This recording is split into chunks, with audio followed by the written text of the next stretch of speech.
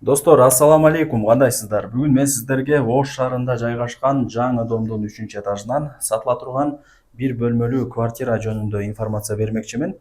Күнгөй бет, коммуникация бардыгы иштейт. Бир бөлмөлөрдү билесиздер, тез сатылат. Тем более 3-этаж күнгөй бет экен. Мен турган жер туугандар бул Ош шаары, областной больницанын жанындагы жаңы домдо турам. Караңыздар. Мына, бул жакта дагы бир блок бар. Мына жакта дагы бир блок бар. Мына жакта дагы бир блок бар. Ориентирди түшүндүңүздөр, областной больницанын жанындагы эле Визиондун дому. Сатылуучу квартирасы ушул блокто. Караңыздар.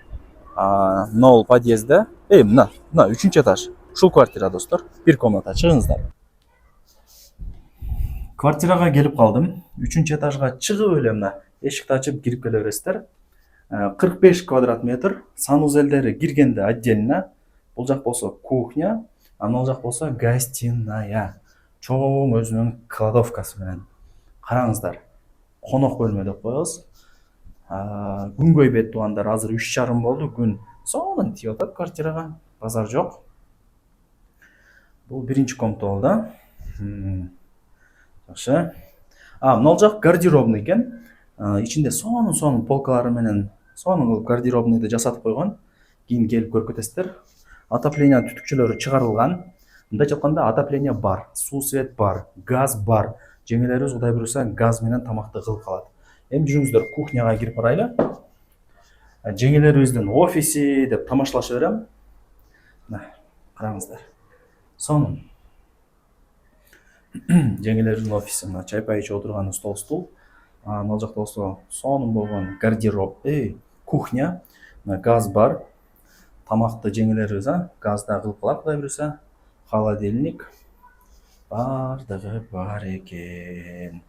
Лайктан басыңыздар.